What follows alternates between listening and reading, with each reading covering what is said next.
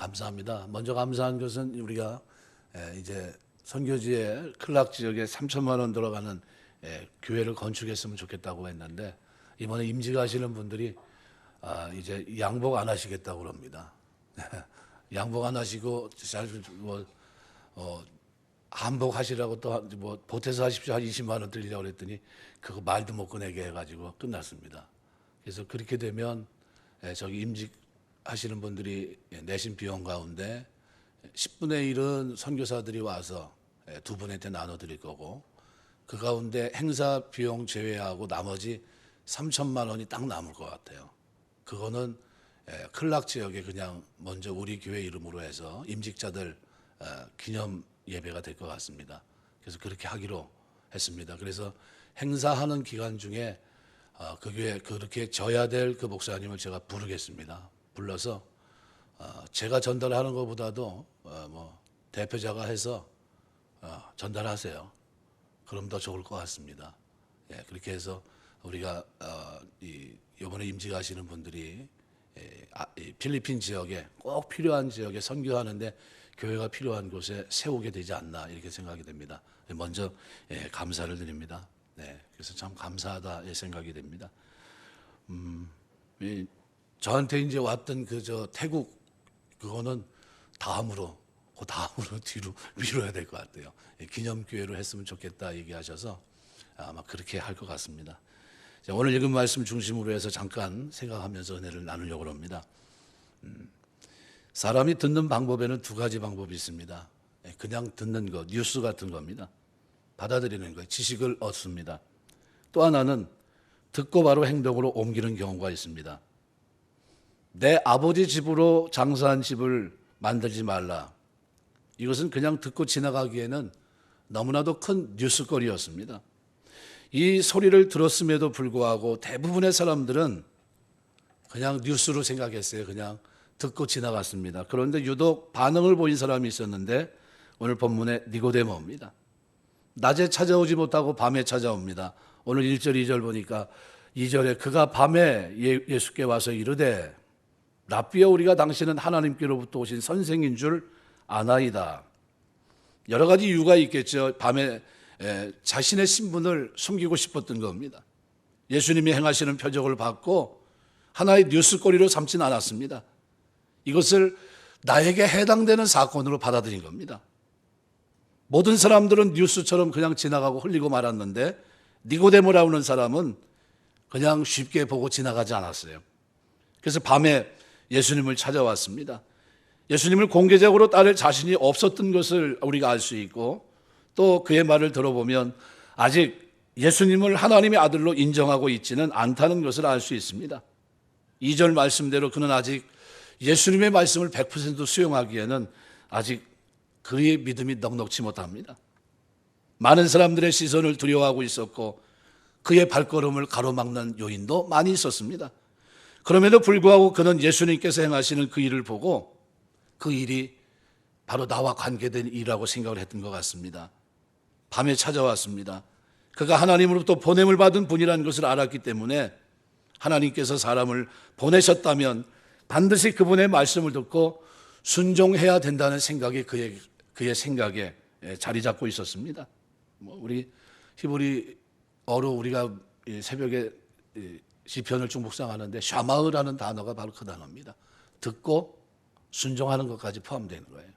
바로 이 사람도 구약에 정통한 사람이라면 단순히 듣는데 뉴스거리에서 지나서 어떻게 해요?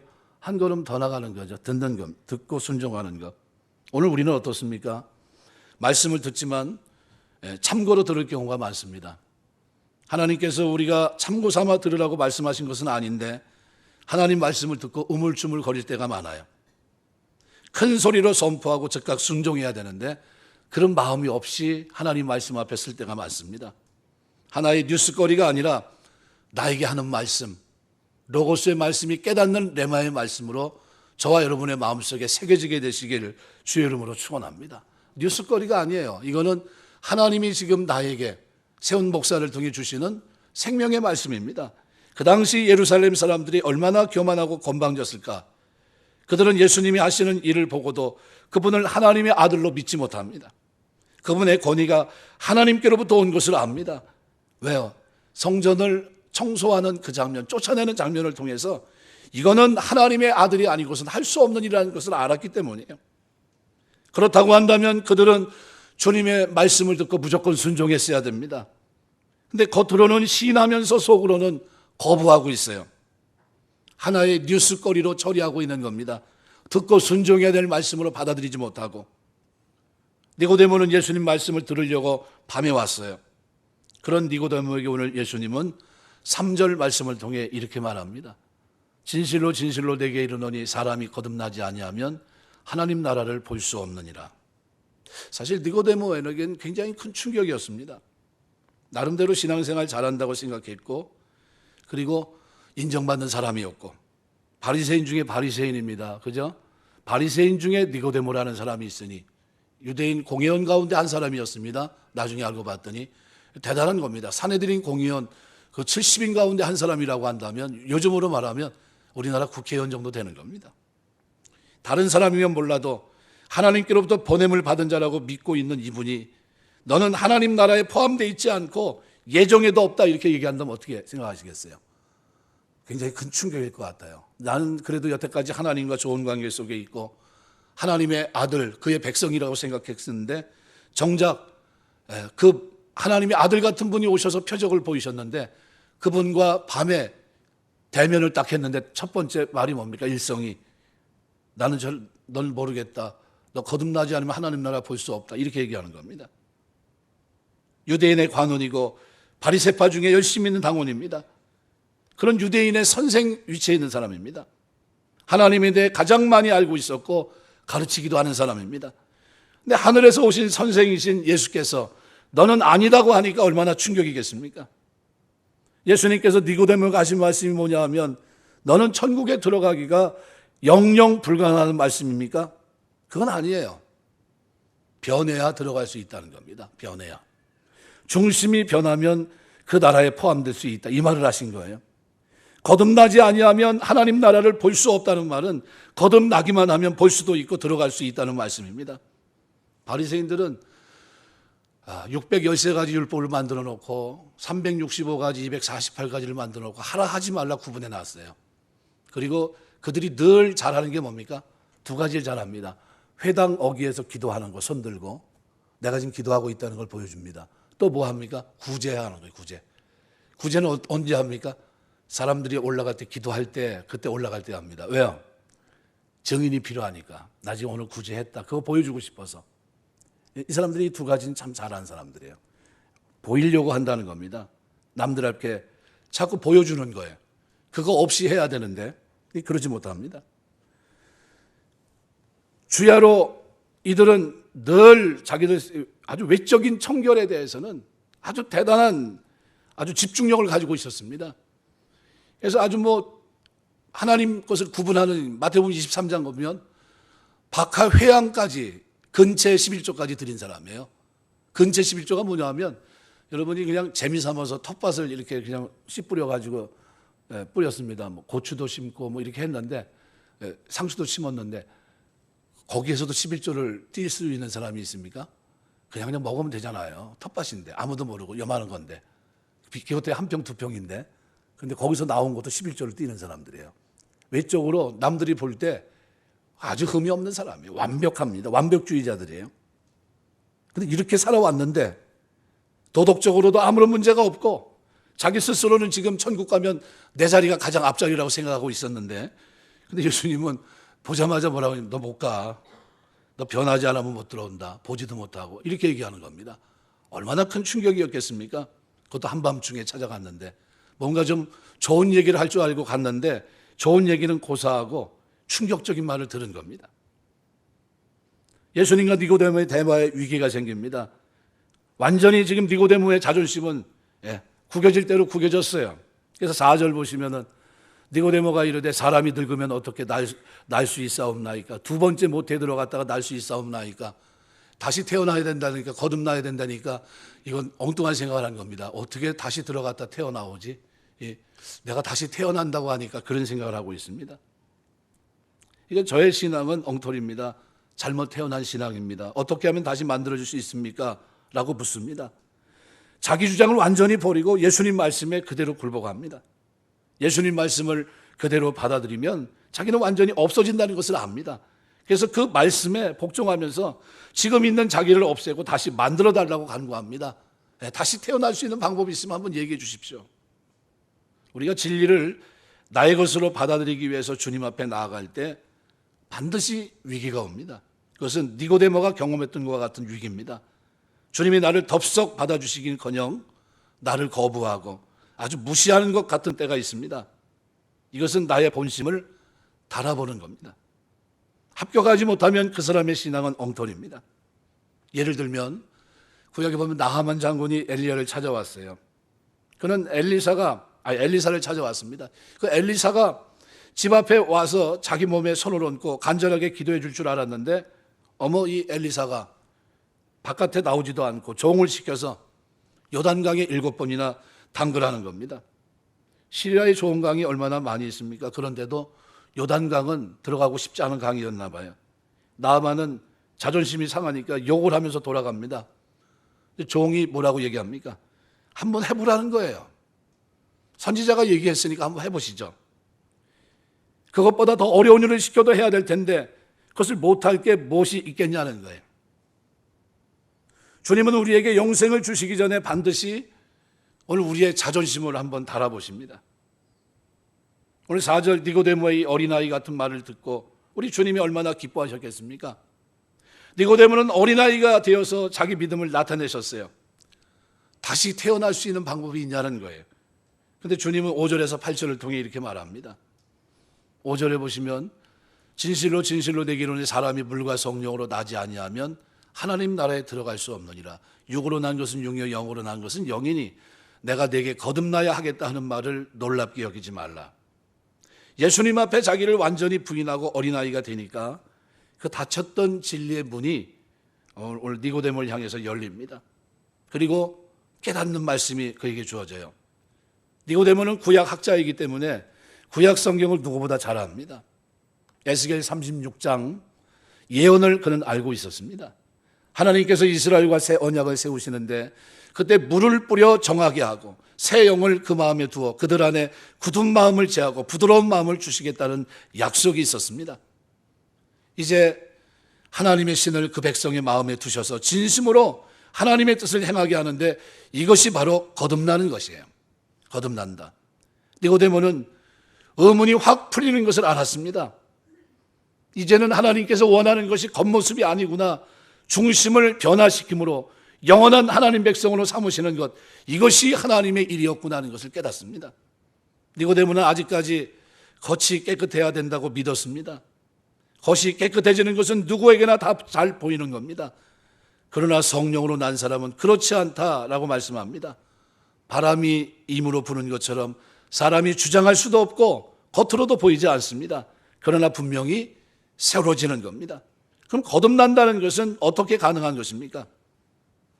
니고데모가 했던 것처럼 예수님께 완전히 자기의 모든 생각, 편견을 굴복시키면서 가능해집니다. 예수님께서 나를 거부하실 때 그것을 인정하고 그 앞에 전적으로 복종하는 겁니다. 니고데모는 지금까지 그렇게 하지 않았습니다. 그는 세례 요한의 세례를 받지 않았습니다. 왜냐하면 바리새인은 죄인이 아니라고 생각했기 때문입니다. 그런데 이제 주님은 다시 니고데모에게 도전하셨습니다. 그의 모든 신앙은 잘못 태어난 것과 같다는 거예요. 너 스스로는 만족할지 모르지만 나는 내 신앙을 인정할 수 없다 얘기하십니다. 그 말에 니고데모가 수긍합니다. 주님은 니고데모의 믿음을 보셨고 그 안에 하나님의 신을 주셔서 그를 새롭게 하십니다.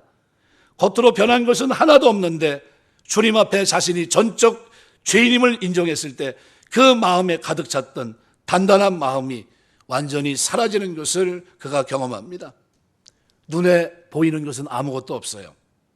그럼에도 불구하고 그의 마음에 성령의 바람이 불었다는 것을 알 수 있습니다. 거듭난다고 하는 것은 나의 뜻을 주님께 완전히 굴복시킬 때 주님이 내 안에 성령을 주셔서 내 안을 바꾸는 걸 말합니다. 오늘 하나님께서 오늘 저와 여러분을 부르셔서 거듭나게 하신 줄 믿습니다. 속이 새로워져야 돼요. 속사람이. 겉사람은 후피하나 속사람은 날로 새롭도다. 이게 그리스도인입니다. 저와 여러분을 성도로 부르셨는데 하나님은 우리가 이 땅에서 거듭난 백성으로 살기를 원하십니다. 우리는 모두 나는 옳다고 주장합니다. 다른 사람은 다 틀려도 자기는 옳다고 말합니다. 자기는 잘못한 것이 아무것도 없다는 겁니다. 아이들이 싸울 때 보통 그렇게 싸워요. 그런데 하나님 앞에 우리의 태도로 바로 이런 태도를 가지고 하나님 앞에 나갈 때가 많습니다. 조금만 자기 마음에 들지 않으면 돌아서 버립니다. 전적으로 나는 틀렸고 십자가에 달린 주님만이 옳다는 것을 인정하고 그 앞에 굴복할 때 주님이 그것을 나의 믿음으로 보시고 내 안에 새 신을 주십니다. 물로 씻어 정하게 하시는 겁니다. 그런 복종과 완전한 자기 부인 없이는 영원한 생명이 없습니다. 우리 주님이 니고데모가 왔을 때 그냥 받아주면 어떻게 돼요? 아무런 문제가 없는 거예요. 니고데모는 회개할 필요도 없고 거듭날 필요도 없고 그냥 그렇게 살다가 가면 되는 겁니다. 근데 주님은 그게 아니라는 거예요. 너는 아직 변화되지 않았다는 겁니다.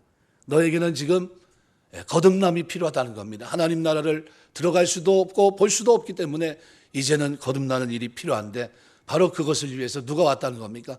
내가 여기 왔다는 거예요. 그래서 요한복음에서 강조점은 미래가 여기에요. 미래가 여기에. Future here이라는 단어입니다. 뭐냐 하면 미래가 뭡니까? 주님과 함께할 하나님의 나라, 그 영원한 주인이신 그분이 어디 와 있는 겁니까? 여기 와 있는 거예요. 왕이신 그리스도가 그분 앞에 와 있는데 공교롭게도 그들은 어떻게 해요? 그리스도를 알아보지 못해요. 약속했던 그분이, 말씀하셨던 그분이, 친히 그 미래에 만나야 될 그분이 여기 와 계신데 그런데 그들은 예수님을 영접하지 못합니다. 그래서 요한은 그 관점에서 그것을 써내려가요. 그래서 요한복음은 미래가 여기에라는 관점을 이해하지 못하면 엉뚱하게 해석합니다. 표적도 7가지, 8가지 딱 구분해서 얘기한 겁니다. 그 누구예요? 예수님이 바로 여기 오셨다는 거예요. 미래에 만날 그분이 여기 이미 오셨고 그분을 통해서 어떻게 해요? 우리가 구원받아야 된다. 이분에게 생명이 있다는 것을 말씀하고 있는 겁니다. 그래서 여기 중요한 거는 다시 태어나는 거예요. 대개 사람들이 다시 태어나겠다는 말을 쓸 때는 도덕적인 결단을 얘기합니다. 그죠? 노름하던 사람이 노름하라고. 그죠? 술에 취한 알코올 중독자들이 변화되는 것. 이걸 뭐 도덕적인 결단, 이걸 우리는 생각할 때 다시 태어났다. 보통 이렇게 얘기합니다. 근데 예수님이 말씀하시는 다시 태어난다는 것은 도덕적인 결단 이상의 것입니다. 예수님께서는 물과 성령으로 거듭나지 아니하면 이것은 도덕적 결단을 내리는 이상의 것을 말씀하십니다. 물과 성령으로 거듭난다는 것은 온전한 중심의 변화를 얘기하는 거예요. 그래서 에스겔 36장 25절부터 27절 말씀해 보시면 이렇게 표현합니다. 맑은 물로 너희에게 뿌려서 너희로 정결하게 하되 곧 너희 모든 더러운 것에서와 모든 우상에서 너희를 정결하게 할 것이며 또 새 영을 너희 속에 두고 새 마음을 너희에게 주되 너희 육신에서 굳은 마음을 제거하고 부드러운 마음을 줄 것이며 또 내 영을 너희 속에 두어 너희로 내 율례를 행하게 하리니 너희가 내 규례를 지켜 행하리라. 율례와 규례가 나옵니다. 이게 뭡니까? 구약으로 말하면 십계명이에요. 그 계명을 지켜 행하게 하겠다. 말씀을 어디에 둬요? 내 영을 너희 마음간 둔다. 성령이 우리 가운데 내주하신 걸 말합니다. 구약의 이스라엘 백성은 죄를 짓고도 가만히 있으면 안 됩니다. 정해진 제물을 가지고 하나님께 자기 죄를 자복하고 제사장이 물을 뿌려주면 그가 그 죄가 사해진 것으로 선언을 합니다. 그러면 그들이 깨끗이 되는 거예요. 근데 실제로 그것으로는 그들이 깨끗하게 됩니까? 그거는 오실 영원한 단 한 번의 제사를 예표한 겁니다. 예표. 하나님은 그들을 용서하셨지만 그들은 자기들의 이 악한 마음을 버리지 않습니다. 결국 그들에게 필요한 것은 마음이 새로워지는 거예요. 마음이. 왜요? 마음이 새로워지지 않으면 이와 같은 제사는 반복됩니다. 구약의 5대 제사는 그래서 계속 반복이에요. 속죄제, 속건제, 화목제, 번제 다 뭐예요? 소제, 5대 제사가 다 반복적입니다. 반복적. 그런데 이것을 반복하지 않고 단회에 끝내려면 어떻게 됩니까? 중심이 새로워져야 돼요. 죄를 짓지 말아야 됩니다. 그러려면 누가 필요합니까? 하나님의 영이 내 속에 임재하셔야 돼요. 마음에 물을 뿌려 정결케 되는 겁니다. 예수님께서 니고데모에게 물과 성령으로 거듭나야 한다는 것은 이 약속의 말씀을 생각나게 하시는 겁니다. 지금까지 겉으로만 깨끗하게 했고 중심은 새로우지 못하고 변화도 없었던 그의 마음에 물을 뿌리고 영이 새로워지는 변화를 주님께서 말씀하신 거예요.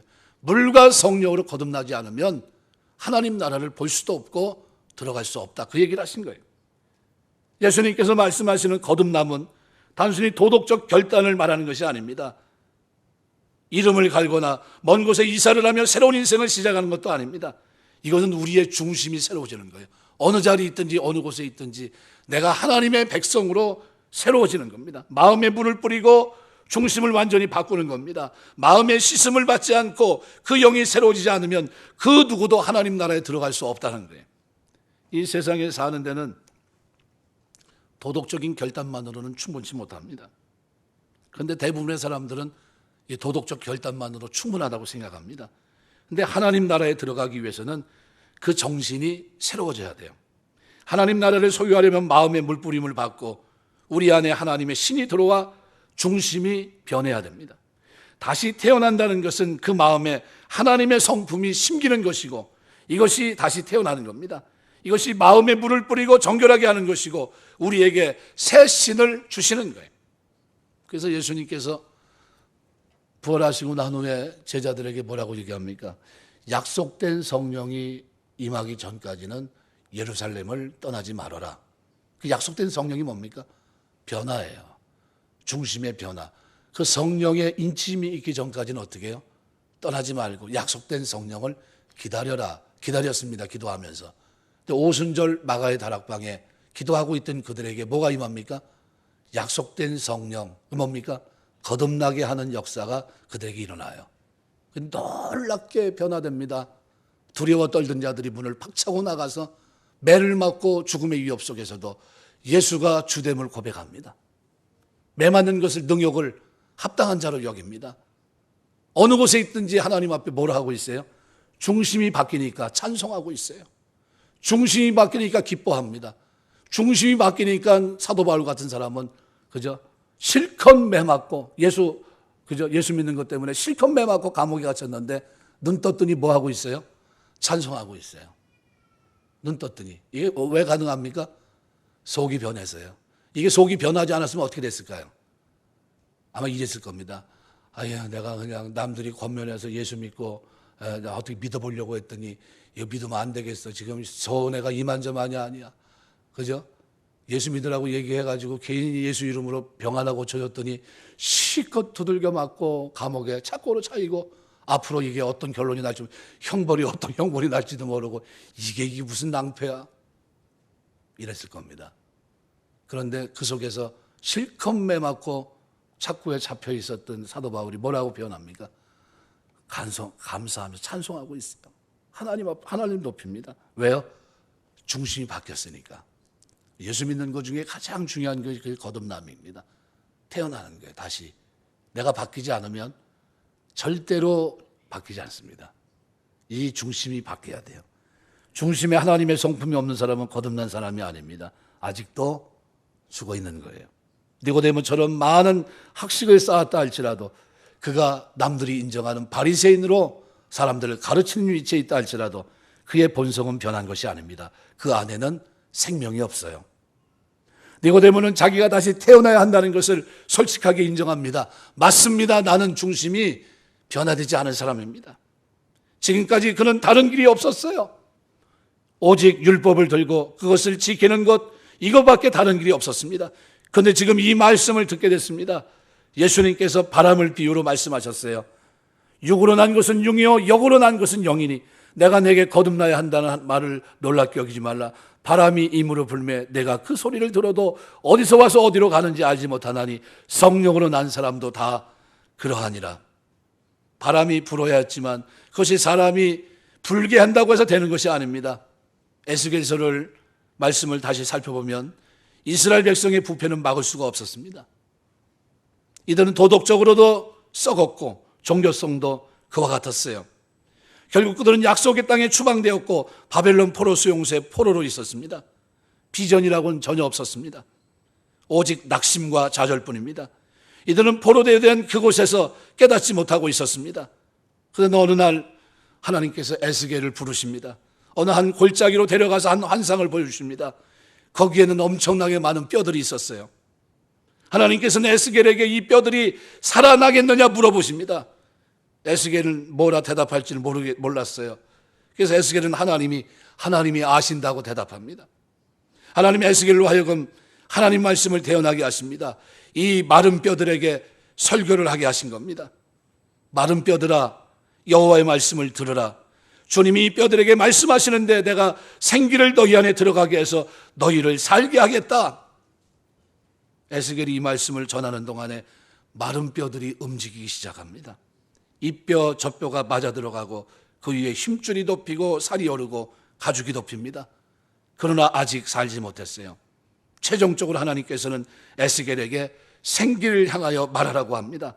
생기야, 여호와의 말씀에 사망에서부터 와서 이 사망을 당한 자에게 붙어 살게 하라. 이렇게 했어요.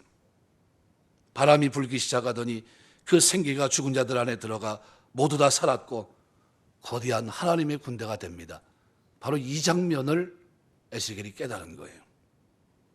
여기서 두 가지를 주목해야 됩니다. 첫 번째는 하나님 말씀의 증거, 두 번째는 생기의 바람입니다. 예수님께서 바람이라고 말씀하신 것은 에스겔서의 생기와 같은 겁니다. 죽은 자들이 다시 살아나기 위해서는 하나님 말씀이 그들에게 전파돼야 되고 또 생기의 바람이, 성령의 바람이 불어야 돼요. 그런데 말씀의 증거와 생기의 바람은 따로따로 부는 게 아닙니다. 따로따로 움직이는 게 아니에요. 말씀이 증거되는 그곳에 생기의 바람이 부는 거예요. 이 생기의 바람이 부는 곳이 있는데 어디냐면 교회입니다. 매일 새벽마다 하나님 앞에 기도하면서 그래요. 제단으로부터 흐르는 생수의 강이 차고 넘치게 하옵소서. 제단으로부터 생수의 강이 넘치는 여기에서 바람이 부는 겁니다. 성령의 바람이. 이 생기의 바람은 그냥 불지 않습니다. 한 의로운 제사가 하나님께 드려져야 됐습니다. 그 어느 누구도 이 성령의 바람에 대해 말할 수도 없고 지금까지 니고데모는 이 바람에 대해 알지 못했습니다. 그런데 오늘 그 주인공이 퓨처 히어리, 그 미래의 그분이, 약속하신 그분이 지금 이 땅에 오신 거예요. 예수님이십니다. 하나님께서 자신을 의의 제사로 드릴 그분이 직접 이 땅에 오셨습니다. 오직 예수님만이 이 생기의 바람을 향해 명할 수 있는 능력을 가지셨고 그분만이 이 수많은 뼈들을 살릴 수 있습니다. 사람은 바람을 불게 할 수 없습니다. 바람 자체가 불어야 돼요. 그런데 바람이 불었을 때 가만히 있어서는 안 됩니다. 그 바람이 내 안에 깊은 곳까지 불어 들어올 수 있도록 마음을 열어 놓아야 됩니다. 옛날 유럽에는 방앗간에 이 풍차를 돌려서 방아를 찧었습니다. 그런데 바람이 오랫동안 불지 않으면 사람들이 곡식을 찢지 못해요. 어느 날 바람이 붑니다. 그것도 모르고 방앗간 주인이 잠을 자고 있습니다. 동네 사람들이 다 몰려와서 주인의 잠을 깹니다. 왜요? 바람이 불 때 곡식을 찢지 못하면 또 굶어야 되니까. 니고데모는 아직 이 성령의 바람에 대해 알지 못했습니다. 한 번도 성령의 바람이 분 적이 없었기 때문이에요. 근데 예수님께서는 잠자는 그의 영혼을 깨우십니다. 눈에는 바람이 보이지 않습니다. 그러나 바람이 불고 있다는 증거는 수없이 나타나기 시작했어요. 예수님이 오셨기 때문입니다. 그래서 제가 중학교 때 다닐 때 성령이 오셨네 찬송을 얼마나 많이 했는지 몰라요. 난 그래서 성령이 진짜 여기 오신 건가? 아무리 둘러봐도 없는데 저 앞에 강사뿐이 없고 강사는 혼자 그냥 막 뛰고 막 그랬잖아요. 막 앞에서 막 뛰어다니고 마이크 들고 막 제가 지금도 기억나는데 인천 숭인암육의 이호문 목사님 그분 생각 지금도 나요. 얼마나 그냥 말씀을 재밌게 잘하시는지 그냥 혼이 쏙 빠져가지고 듣고 있는데 성령이 오셨네 그 찬송을 하는데 몇 번 불렀는지도 몰라요. 이쪽에 저쪽 강단 막 뛰어다니면서 막 하는데 난 성령이 그렇게 오시는 줄 알았어요. 그래서 목사 되면 저렇게 뛰어다녀야 되는 거구나. 그렇게 내가 어렸을 때 그런 생각했어요. 그게 아니더라고요. 나중에 보니까. 성령이 그리스도를 통해 오신 겁니다. 오시지 않았으면 바람은 불지 않아요. 이 바람이 거듭나게 하는 거예요. 하나님의 역사입니다. 내가 예수 믿고 구원받고 하나님의 자녀가 되어 거듭난 건 은혜입니다. 은혜예요. 하나님께서 에스겔 선지자에게 약속하신 그 생기의 바람이 불고 있다는 표시였어요. 이 모든 일들은 예수께서 성전에 혼연히 나타나서 성전을 깨끗해 하신 사건서부터 이건 다 뭡니까?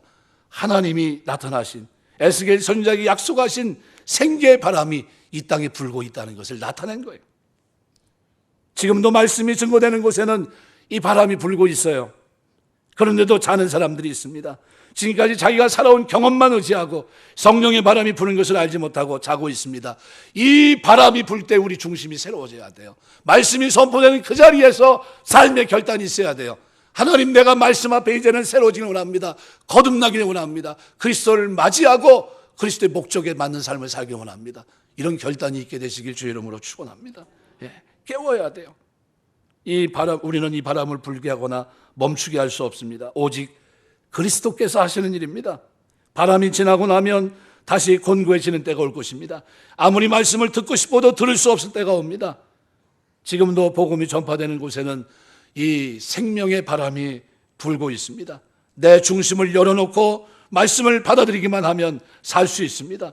전혀 소망 없는 에스골골자의 마른 뼈들이 살아나는 역사가 지금도 있다는 거예요. 하나님께서 가장 원하는 것이 있는데 그것이 뭐냐 하면 이렇게 중심이 하나님의 성품을 가진 하나님의 새로운 백성이 이 땅에 생기는 거예요. 이게 하나님께서 가장 원하는 겁니다. 교회를 왜 졌습니까? 바로 죄인들이 회개하고 이 생기를 통해 어떻게 말씀을 통해 거듭나고 새 사람 되는 거예요. 여기가 아니면은 그 일은 일어나지 않아요. 하나님의 교회. 그래서 교회들은 작고 크고 그걸 떠나서 하나님의 생기의 바람이 부는 곳이에요. 하나님이 역사하셔서 사람을 변화시키고 거듭나게 하시는 겁니다. 거기서 변화되지 않으면, 거기에서 바람이 불지 않으면 이 땅은 소망이 없습니다. 곡식 찌을 때까지 어떻게 해요? 바람 불 때까지 기다리는 수밖에 없어요. 베드로서 1장 3절 보면 그의 신기한 능력으로 생명과 경건에 속한 모든 것을 우리에게 주셨다라고 말씀합니다. 육으로 태어난 사람은 아무리 노력해도 이렇게 살 수 없어요. 인간의 신념, 결심 아니에요. 거듭나야 되는 겁니다. 거듭나야 자원해서 하나님 섬기는 겁니다. 거듭나야. 육으로 난 것은 육이고 성령으로 난 것은 영이라고 말씀합니다. 그리스도인이 달라져야 되는 이유는 내가 달라지고 싶어서 달라지는 게 아니라 그 영이 내 안에 내주하시기 때문이에요. 그분이 내 안에 내주하시면서 아바 아버지라고 고백할 수 있도록 나를 붙드시고 깨닫게 하시기 때문에 내가 변화되는 겁니다. 우리 안에 있는 시기심, 증오심, 악한 생각, 정욕 등 이 육신의 일들을 벗어버릴 수 있는 이유가 어디 있습니까? 내 안에 계신 성령께서 말씀을 들을 때마다 깨닫게 하시고 알게 하시고 버리게 하시고 결단하게 하시기 때문에 그래요. 성령이 내 안에 역사하시는 거예요. 신의 성품에 참여한 거룩한 백성이 되도록 내 삶을 어떻게 해요? 성령 열매가 맺을 수 있는 삶으로 나를 만드시는 거예요. 내가 아니요. 나를 위해서 말할 수 없는 탄식 가운데 기도하시는 성령입니다. 성령. 그분이 나를 변화시킵니다. 그분이 나를 열매 맺게 하시고 그분이 나를 신의 성품에 참여하게 하시고 그분이 나를 하나님 앞에 서게 하시는 거예요. 분노가 치밀어 오를 때 그것이 나를 삼키지 않도록 우리가 자제하고 오히려 거룩한 열망이 나의 마음을 지배할 수 있도록 마음의 방향을 돌릴 수 있도록 역사하시는 성령으로 인해 오늘 우리가 주님 앞에 섭니다. 바람이 계속 불 수 있도록 우리가 성령님 뜻에 순종해야 돼요. 그래서 성령을 쫓아 행하는 자는 영원히 삽니다. 성령의 바람이 불 때 거기에 순종하고 그대로 살면 많은 열매가 맺힙니다. 이것이 새로운 성품을 맺는 열매예요. 말씀을 맺겠습니다. 요한복음 3장의 니고데모에게 주님은 바로 에스겔서를 잘 알고 있는 그 메시지를 가지고 거듭나야 된다. 너는 육신적으로는 완벽한 것 같지만 내가 볼 때는 아직 시작도 안 했다 말씀하신 겁니다. 깜짝 놀랐죠. 이후로 2번 더 만납니다. 니고데모가 깊은 고민에 빠졌을 것 같아요. 7장에 한번 나타나고 나중에 예수님이 무덤에 장사될 때 그때 나타납니다. 근데 그때 나타날 때는 어떻게 나타납니까? 믿는 자로 나타나요. 거듭난 자로 나타납니다. 구원받은 자로 나타나요. 자기의 생명을 걸고 어떻게 해요? 예수님의 시차를 달라고 하고, 그죠?